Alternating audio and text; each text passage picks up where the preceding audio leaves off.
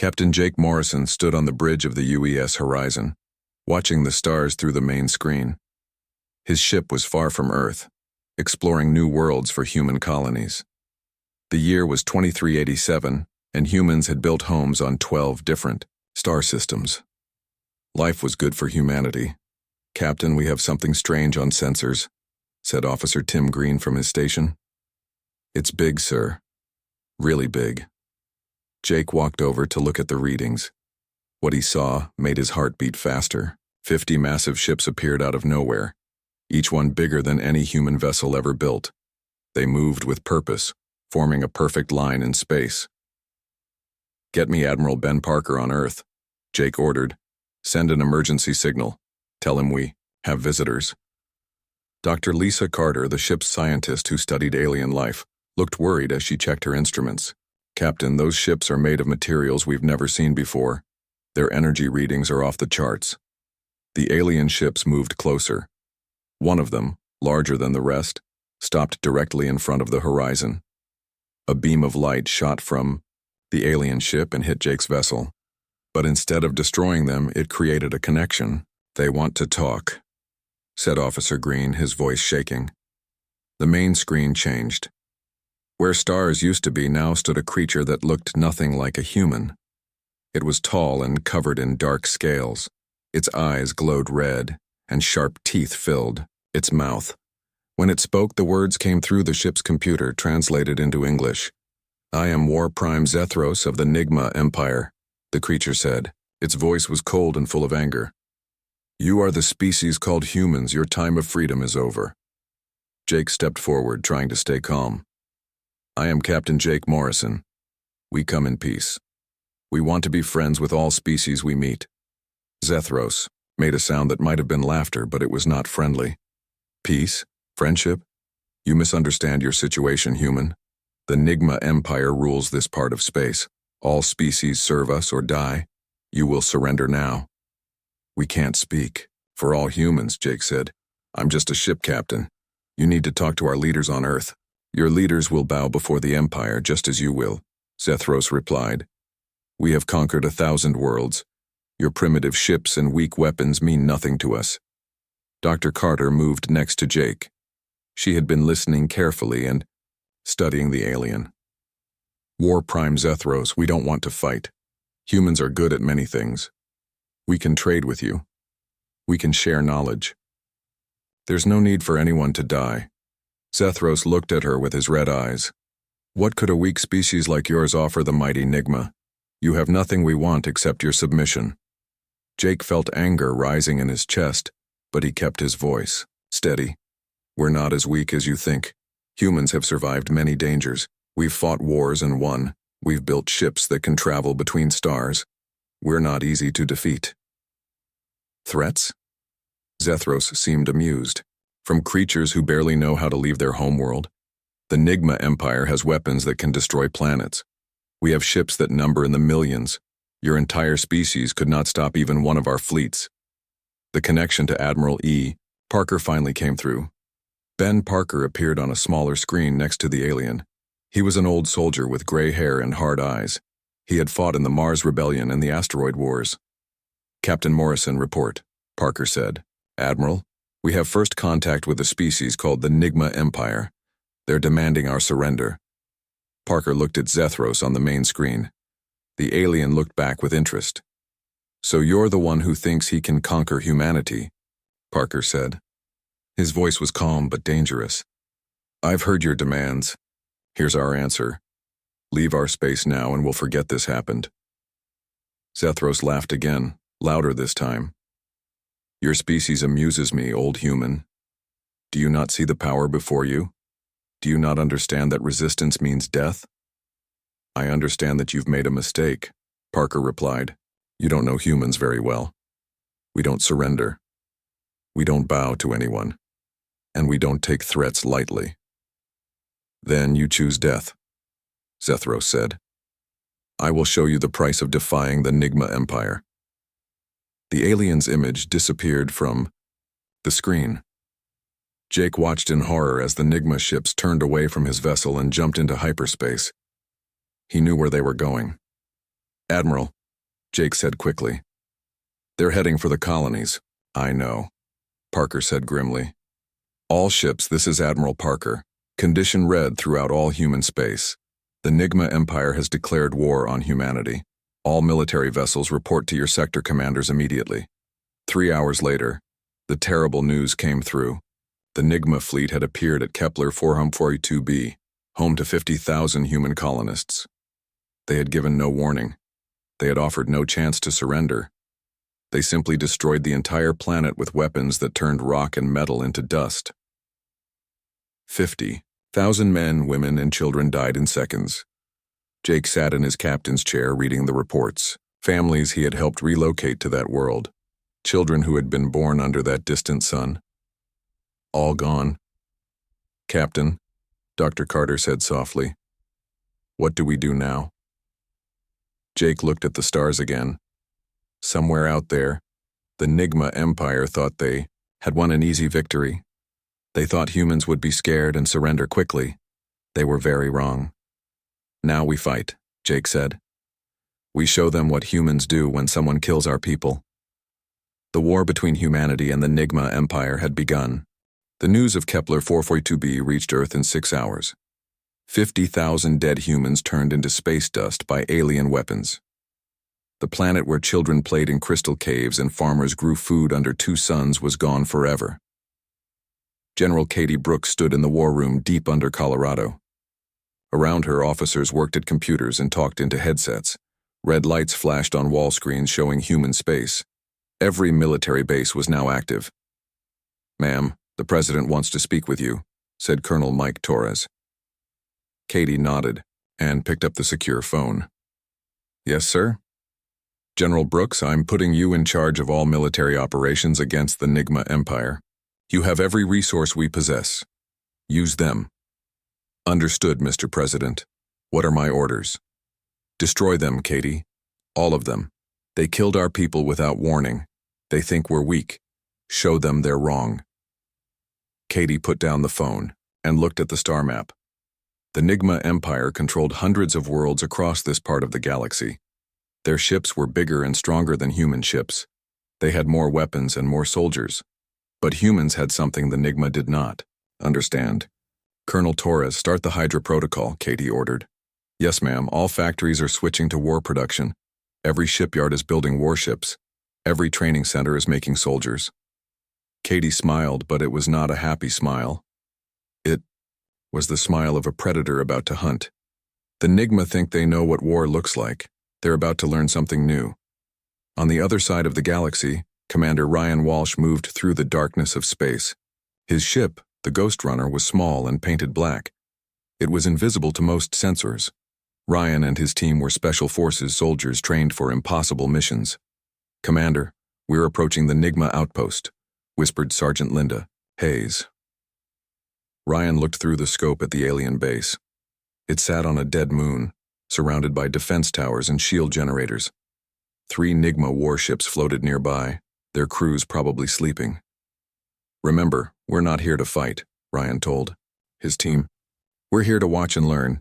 The NIGMA think they're safe in their own space. Let's see what they're really like when no one is watching. The Ghost Runner landed silently behind a crater wall. Ryan and 5 soldiers put on spacesuits and walked across the moon's surface. They carried small cameras and listening devices. For 3 days, they watched the NIGMA base. They learned how the aliens worked, how they talked to each other, and how they organized their forces. Most importantly, they learned about NIGMA weaknesses. Look at this, said Corporal Dan Fisher. He was watching NIGMA soldiers through a camera. They never make decisions without asking their leader first. Even simple things like changing guard duty. Ryan nodded. The NIGMA were like a machine with all the control in one place. If you broke the control center, the whole machine stopped. Working back on Earth, Dr. Alex Turner worked in his laboratory under the Pacific Ocean. He was the smartest human when it came to building weapons and ships. Around him, pieces of NIGMA technology lay on tables. Interesting, Alex said to his assistant, Dr. Carol White. The NIGMA use energy crystals to power everything, but look at this design. Carol looked at the alien device through a microscope. It's very advanced but also very rigid. They built it to work in only one specific way. Exactly. Human technology is different. We build things to adapt and change. That's going to be very important in this war. Alex picked up a human plasma rifle and an alien weapon. The NIGMA gun was more powerful, but the human gun could be modified for different targets and situations. Start working on new designs, Alex told his team. We need weapons that can punch through NIGMA armor, but more than that, we need weapons they won't expect. 3 weeks after the destruction of Kepler 442b, the first human counterattack began. It was not what anyone expected. Commander Ryan Walsh led 12 small ships toward a NIGMA supply depot. The depot provided fuel and food to NIGMA fleets in human space. It was protected by powerful shields and defense weapons. But Ryan did not attack the depot directly. Ghost leader to all units, he said into his radio. Remember, we hit the supply ships, not the base. Make it look like pirates, not military. The human ships attacked 3 NIGMA cargo vessels as they left the depot. They used quick strikes and then disappeared before the base defenses could respond. To the NIGMA, it looked like random attacks by space criminals. The same day, similar attacks happened at 6 other locations. NIGMA fuel ships exploded. Communication stations went dark. Transport vessels carrying replacement parts vanished without sending distress calls. War Prime Zethros received the reports on his command ship. He was leading the main NIGMA fleet toward Earth, confident that the humans would surrender when they saw his massive force. These attacks are nothing, he told his officers. Desperate actions by a dying species. Increase security at our supply bases and continue toward the human homeworld. But Zethros was wrong. The attacks were not desperate. They were the beginning of something the NIGMA Empire had never faced before. General Katie Brooks studied the battle reports in her war room. The first phase of the Hydra protocol was working perfectly. "Ma'am, production numbers are in," said Colonel Torres. "We now have 800 new warships ready for combat. Training centers have graduated 50,000 new soldiers." Katie looked at the star map again. Red markers showed NIGMA positions. Blue markers showed human forces. There were many more red markers than blue ones. "Good," Katie said. "Now we begin phase 2. It's time to show the NIGMA what happens when you make humans angry." The war was just beginning, and the NIGMA Empire was about to learn that conquering humanity would be much harder than they thought. War Prime Zethros was getting angry. For 2 months his supply lines had been under attack. His fuel ships disappeared. His communication stations went silent. His transport vessels vanished like ghosts in space. "This is impossible," he roared at his officers aboard the command ship Dominion. "These humans are insects. How can insects damage the mighty NIGMA Empire?" Sub-Commander Kralix, his second in command, kept his voice careful. "War Prime, perhaps we should send more ships to guard our supply routes." "No." Zethros slammed his scaled fist on the command table. "We attack their homeworld now. When Earth burns, these small attacks will stop. Prepare the main fleet for assault." 500 NIGMA warships moved toward human space. Each ship was a kilometer long and armed with weapons that could crack planets. Zethros was certain that when humans saw this force, they would surrender immediately. He was about to discover how wrong he could be. Colonel Sam Rivera sat in the tactical center on Mars base. She was watching the NIGMA fleet approach on her screens. Around her, human officers tracked every enemy ship. "Colonel, they're coming in one big group," said Lieutenant Paul Kim. "Standard NIGMA attack formation, no surprises." Sam smiled. The NIGMA always did things the same way. They used the same formations, the same tactics, the same strategies. It made them predictable. "Activate the ghost ship protocol," Sam ordered. "Let's give them something to shoot at." Across human space, strange ships began to appear. They looked like human warships, but they were actually remote-controlled dummies filled with sensors and transmitters. Each ghost ship sent out signals that made it seem real to NIGMA sensors. The NIGMA fleet detected what appeared to be 200 human warships waiting for them near Jupiter. Zethros was pleased. Finally, the humans would fight like warriors, instead of hiding like cowards. "Attack formation," Zethros commanded. "Destroy them all. The NIGMA ships opened fire with their massive energy weapons. Beams of destruction struck the human fleet. Ships exploded in bright flashes. Debris scattered across space. Zethros watched with satisfaction as the human resistance was crushed. But his joy did not last long. War Prime, Kralik said nervously. Our sensors show no life signs in the destroyed ships, no bodies, no crew. What does this mean? Zethros demanded. Before anyone could answer, the real attack began. Captain Nick Davis flew his fighter through the asteroid belt near Mars. Behind him, 50 other pilots followed in small, fast ships. These were not the large warships the NIGMA expected to fight. These were tiny vessels designed for hit-and-run attacks. Phoenix Squadron, target the engines on the lead ships, Nick said into his radio. Remember, we're not trying to destroy them. We just want to slow them down. The human fighters appeared from behind asteroids like angry wasps. They fired precise shots at NIGMA engine systems and then disappeared before the big alien guns could target them. Chief Engineer Maya Stone watched the battle from her position aboard the new human dreadnought UES Defiance. This ship was different from anything humans had built before. Instead of thick armor that could not change, it had adaptive shielding that learned from each attack. Ma'am, the NIGMA are firing their main weapons at us, reported Engineer Bill Adams. Let them, Maya said calmly. The shields are recording every energy pattern. Each shot makes us stronger. The NIGMA weapons hit the Defiance again and again, but instead of destroying the human ship, each attack taught the adaptive shields how to resist that type of energy. Soon, the same weapons that should have vaporized the Defiance were barely scratching its hull. Zethros could not believe what he was seeing. His mighty fleet was being embarrassed by tiny human fighters and impossible human technology. All ships, focus fire on that large human vessel, he ordered. Destroy it now. But as more NIGMA ships turned to attack the Defiance, Colonel Rivera's next surprise revealed itself. Commander Ryan Walsh had been very busy during the battle. While the NIGMA were distracted by ghost ships and fighter attacks, he had led his Special Forces team aboard 3 NIGMA vessels.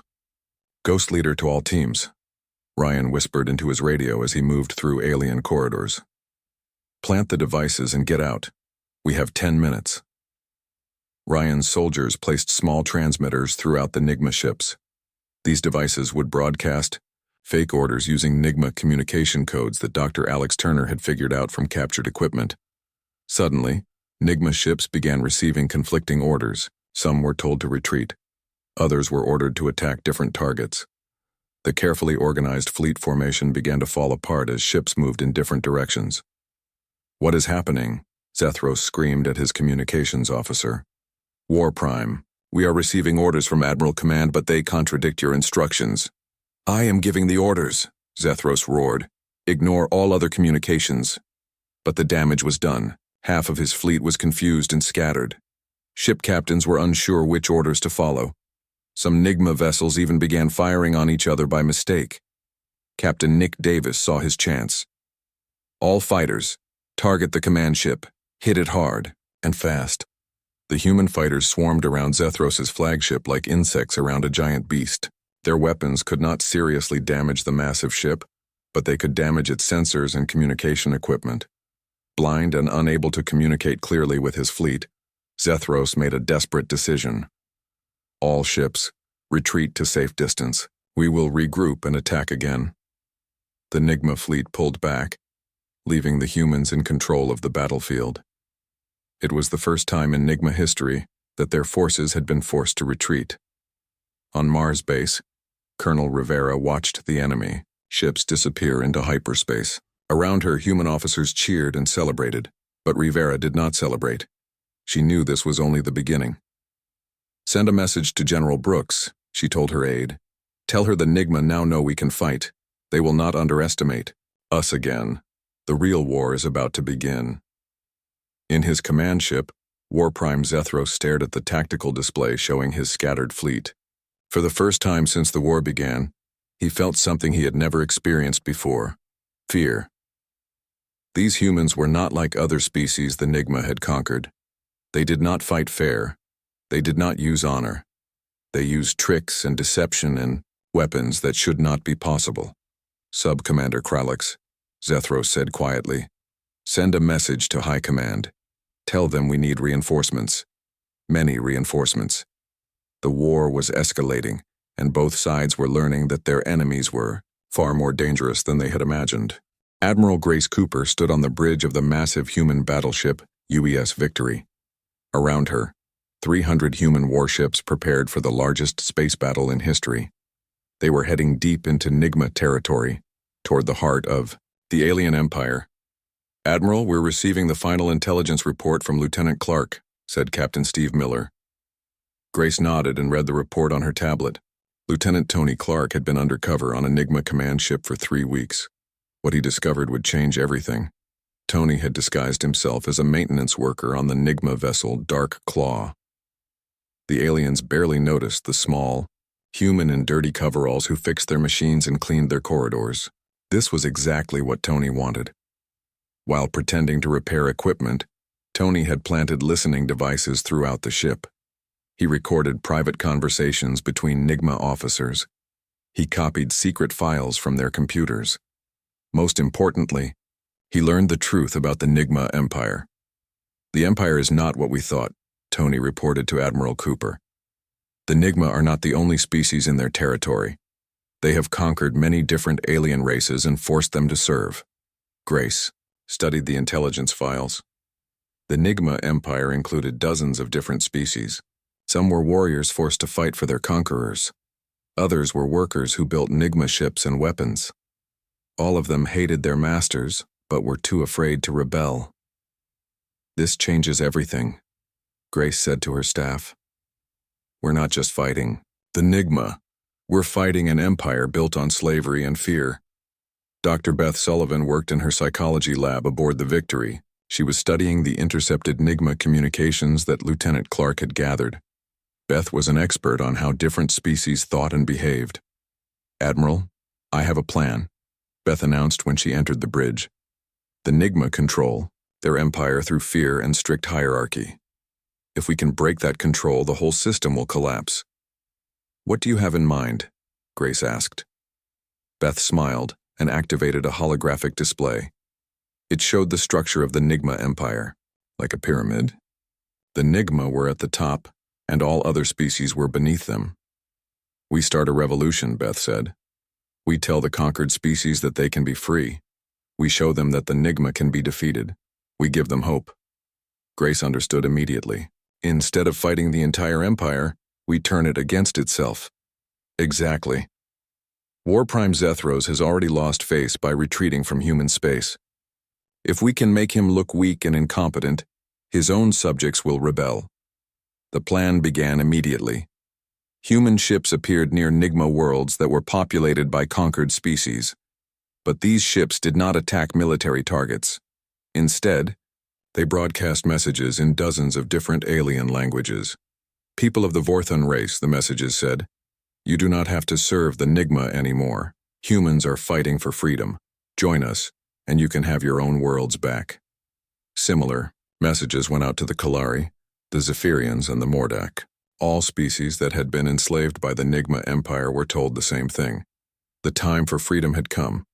The effect was immediate and dramatic. On the mining world of Vorthon Prime, 10,000 alien workers stopped digging crystals for NIGMA weapons. They destroyed their tools and refused to work. When NIGMA guards tried to force them back to the mines, the workers fought back. On the factory world of Kalari Station, shipbuilders sabotaged the NIGMA vessels they were constructing. Warships exploded on launch pads. Transport ships had their engines filled with sand. Production of new NIGMA vessels dropped to almost nothing. War Prime Zethros received reports of rebellions across his empire. Worlds that had been peaceful for centuries were now in open revolt. His own slave soldiers were deserting or switching sides to fight with the humans. "This is impossible," Zethros raged in his command center. "How can inferior species defeat NIGMA rule?" Sub-Commander Kralix had bad news to deliver. "War Prime, we have lost contact with 17 worlds. Our fleets are scattered fighting rebellions instead of advancing toward human space." Send all available ships to crush these rebellions, Zethros ordered. Execute any alien who refuses to obey. But Kralix shook his head. War Prime, if we recall our fleets from the front lines, the humans will attack our core worlds. If we leave the rebellions alone, they will spread to every world we control. Zethros realized he was trapped. No matter what he did, his empire was falling apart. Admiral Cooper watched the reports of rebellions from her flagship. Human intelligence officers were now in contact with rebel leaders across NIGMA space. Former enemies were becoming allies. Admiral, we're receiving a message from the Vorthon rebel commander, reported Lieutenant Sarah Blake. The main screen showed a tall, blue-skinned alien with 4 arms. His name was General Thrax, and he had been a slave soldier in the NIGMA army until 3 days ago. Admiral Cooper, Thrax said in careful English, my people offer alliance with humans. We have weapons and ships stolen from NIGMA forces. We wish to fight together for freedom. Welcome to the alliance, General Thrax, Grace replied. What do you need from us? Coordinates of NIGMA supply depot in Sector 7. If we destroy it together, 3 star systems will be free from NIGMA control. Grace smiled. The rebellion was working better than they had hoped. Captain Tony Clark, now safely back with the human fleet, delivered his final report to Admiral Cooper. Ma'am, the NIGMA Empire is cracking. Their military is overstretched. Their supply lines are broken. Most importantly, they're losing the support of their own people. What about Zethros himself? Grace asked. He's desperate. Our sources say he's planning something called the Final Solution. We don't know what it is, but it involves their homeworld. Grace felt a chill. A desperate enemy was often the most dangerous. All ships, prepare for maximum acceleration, she ordered. We're going to end this war before Zethros can implement whatever plan he has. The human fleet and their new alien allies jumped into hyperspace, heading for the NIGMA homeworld. Behind them, dozens of worlds celebrated their freedom from NIGMA rule. War Prime Zethros stood alone in his command center, watching his empire burn. Soon, he would face the humans in final battle. He would show them that even a dying empire could still bite. The war was entering its final phase, and both sides knew that only one would survive. Fleet Admiral Jack Peterson commanded the largest military force in human history. 500 human warships, 300 rebel alien vessels, and countless fighter squadrons moved through space toward the NIGMA homeworld. This was humanity's final strike against the empire that had killed 50,000 innocent people. Admiral, we're approaching the NIGMA home system, reported Captain Amy Foster from her ship, the UES Vengeance. Sensors show massive defensive installations around their planet. Jack studied the battle display on his flagship, the UES Justice. The NIGMA homeworld was protected by thousands of orbital weapons platforms, defense stations, and automated missile launchers. It was the most heavily defended world in the galaxy. All ships maintain formation, Jack ordered. Remember, we're not here to destroy a planet. We're here to end a war. On the NIGMA homeworld, War Prime Zethros stood in his war room deep beneath the planet's surface. Around him, the last loyal NIGMA officers prepared for the final battle. Most of his empire was gone, torn apart by rebellions and human attacks. This was his last chance to save his species from total defeat. War Prime, the human fleet is entering our system, reported his aide, Commander Vex. They have more ships than we estimated. Zethros looked at the tactical display showing the approaching enemy fleet. So many human vessels, supported by ships from species that had once served the NIGMA Empire. His own people turned against him by human lies and promises. Activate the planet killer, Zethros commanded. His officers stared at him in shock. The planet killer was a weapon so terrible that even the NIGMA had never used it. It could destroy entire worlds, turning them into dead space. War Prime, Commander Vex said carefully. The planet killer will destroy everything in this system, including our homeworld. Better to die as NIGMA warriors than live as human slaves, Zethros replied coldly. If we cannot rule, then no one will rule. Charge the weapon. Captain Amy Foster led the first wave of human fighters toward the NIGMA defense stations. Her squadron of 50 ships moved like dancers through space, avoiding the massive energy beams that tried to destroy them. "Phoenix leader to all fighters," Amy said into her radio. "Target the shield generators on the defense platforms. Once those shields are down, the big ships can finish them off." The human fighters attacked with precision strikes, hitting exactly the right spots to disable the alien defenses. But as they fought, Amy's sensors detected something terrible charging up on the planet's surface. "Admiral Peterson, we have a problem," Amy reported. "The NIGMA are charging some kind of super weapon. Energy readings are off the charts."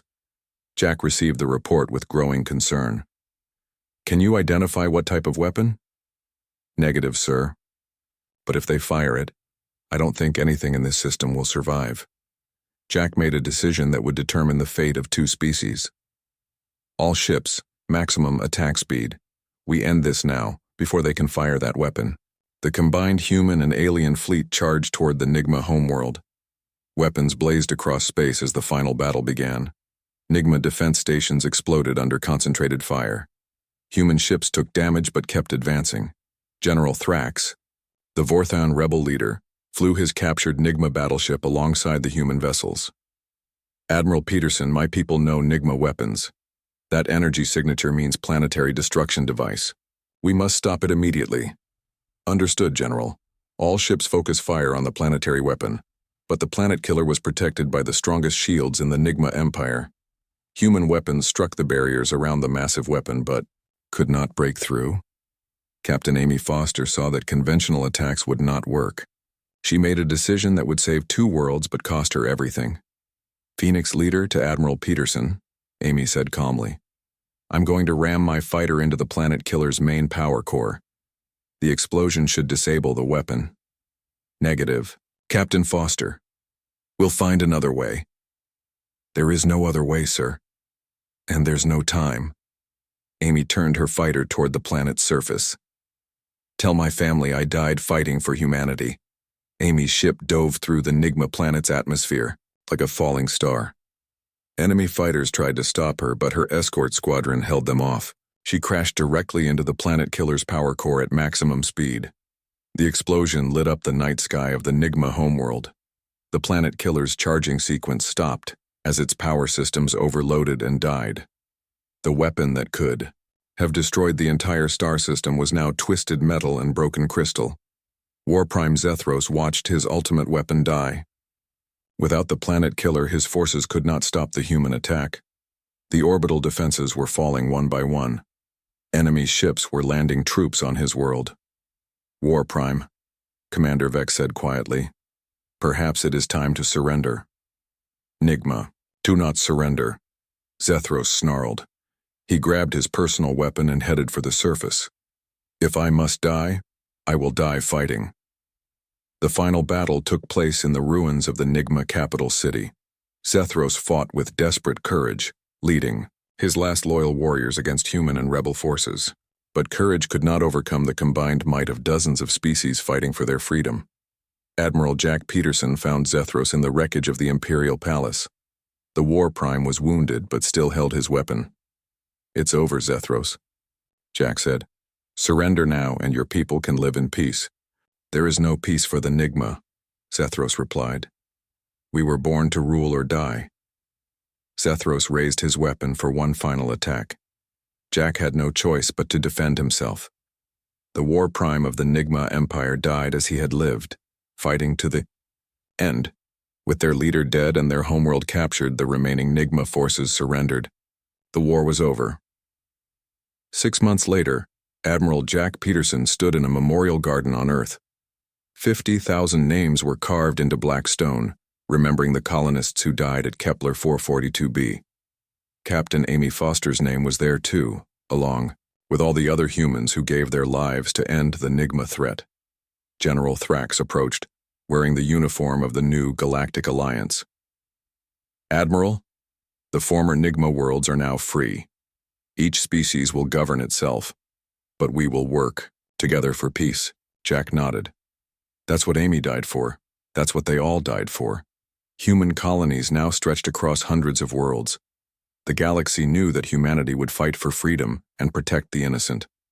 The NIGMA Empire was gone, but its former subjects lived in peace. The war had ended, and humanity had proven that courage and determination could overcome any enemy. The stars belonged to all free species now, and humans would make sure they stayed free.